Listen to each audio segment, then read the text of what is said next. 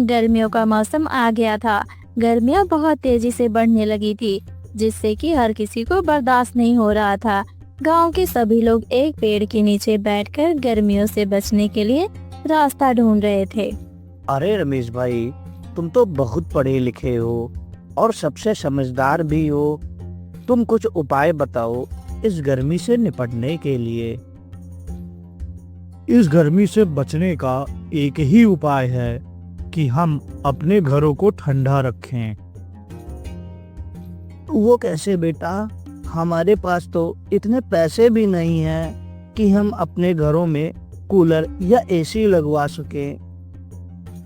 नहीं काका, cooler AC की जरूरत नहीं है। हम कोई और उपाय ढूंढते हैं। अरे क्यों ना हम मुखिया जी से सहायता मांगे। वो गांवों में सबसे धनी हैं।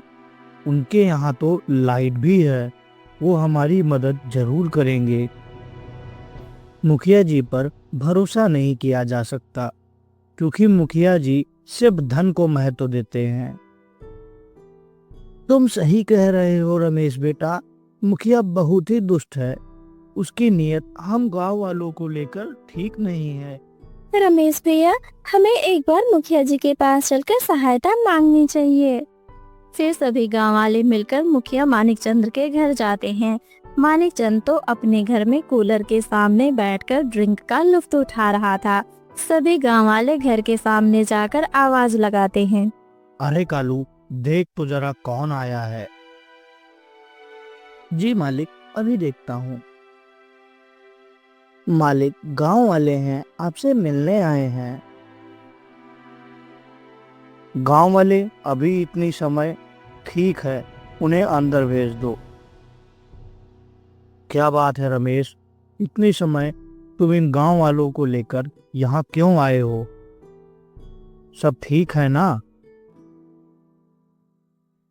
मुखिया जी, हम गर्मी से बहुत परेशान हैं।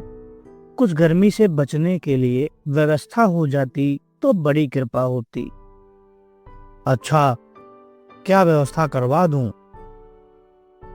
मुखिया, अगर पूरे गांव में बिजली की व्यवस्था हो जाती तो हम अपने घरों में पंखे या कूलर लगवा लेते। इससे गर्मी से राहत मिलती। बहुत अच्छा। तुम भिखारियों को भी एसी और कूलर चाहिए? कभी देखा है एसी?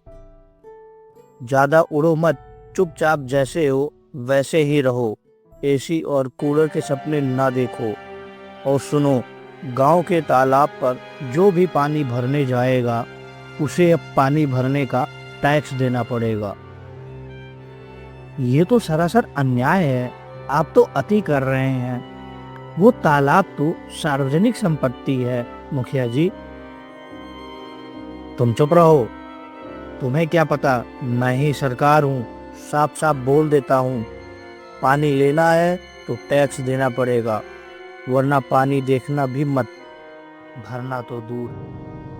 मुखिया की बात सुनकर सभी लोग गुस्से में आ जाते हैं, लेकिन कोई कुछ बोल भी नहीं सकता। आखिर वो गांव का मुखिया था।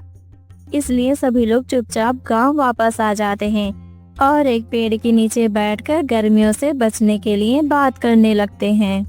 अरे अब क्या करें? अब तो मुखिया ने भी मना कर दिया और तालाब पर भी टैक्स लगा दिया, वो अलग। ये मुखिया तो बहुत लालची है और धूर्त भी है। भगवान करे इसका कूलर जल जाए और इसकी लाइट खराब हो जाए, तब इसे हम गरीबों की समस्या का एहसास होगा। सभी गांव वाले आपस में मिलकर विचार करते हैं, लेकिन किसी को भी कोई उपाय नजर नहीं आता। और तभी रमेश बोलता है, एक उपाय है मेरे पास। क्यों ना हम अपने घरों की छतों पर घास फूस डालकर पानी का छिड़काव करें, जिससे घर के अंदर ठंडी बनी रहेगी। और घरों की खिड़कियों पर गीला कपड़ा लगा दें, जिससे अंदर ठंडी हवा आएगी। सभी गांव वालों को रमेश का विचार काफी अच्छा लगता है और सभी लोग अपने छतों के ऊपर घास फूस और मिट्टी लगा देते हैं, जिससे कि छत ठंड हो जाता है और सभी को थोड़ा बहुत गर्मी से राहत मिल जाती है। अरे वाह, रमेश भैया का आइडिया तो कमाल कर गया। और अब तो गर्मी काफी कम हो गई है। एक दिन मुखिया के घर पर भी लाइट नहीं आती, जिससे कि कूलर पंखा भी नहीं चल रहा था। घर के सभी लोग परेशान हो जाते हैं। ऐसा लग रहा था कि जैसे पूरा घर उबल रहा हो। अरे यार, ये लाइट को भी अभी जाना था। इतनी गर्मी है, मेरा तो हाल बेहाल है। कालू, जरा ठंडा पानी लेकर आना। मालिक, फ्रिज का पानी गर्म हो गया है। हे राम, अब क्या करूं? तभी मुखिया की पत्नी और उसका बेटा आता है और कहने लगता है, सुनो जी, इस गर्मी से मेरा सारा मेकअप खराब हो रहा है। तुम जल्दी से कुछ करो, नहीं तो मेरा सारा मेकअप उतर जाएगा। फिर गांव की औरतों में और मुझ में क्या ही फर्क रह जाएगा। पापा कुछ करो, नहीं तो इस गर्मी में लग रहा है चक्कर आ जाएगा। मालिक, मैं जाकर पता करूं क्या कि गांव वाले इस गर्मी में कैसे रह रहे हैं, क्योंकि आपने तो मना कर दिया था। अरे तू क्या उन भिखारियों की बात कर रहा है? उनके पास क्या होगा, मर रहे होंगे गर्मी से। मालिक, एक बार देख तो लूं, हो सकता है कुछ पता ही चले। ठीक है, जब इतना बोल रहा है तो जा पता कर ले। तभी कालू रमेश के घर जाता है और वह देखता है कि उसका घर पूरी तरीके से ठंडा था। कालू यह देखकर हैरान हो जाता है। अरे रमेश भाई, ये क्या इंतजाम है, बिना पंखा कूलर के इतनी ठंडी? हाँ कालू भाई, हम तो यही कर सकते हैं, ये सभी गांव वालों की मदद से बनाया है। कालू वहीं कुछ देर बैठकर आराम करता है और वापस आकर मानिक चंद्र को बताने लगता है। अरे मालिक, कमाल कर दिया है इन गांव वालों ने। बिना लाइट पंखे के ही घर में एसी जैसा माहौल बनाया है। वहाँ तो थोड़ी सी गर्मी नहीं लग रही। अच्छा, ऐसा क्या है? चलो चलकर देखते हैं।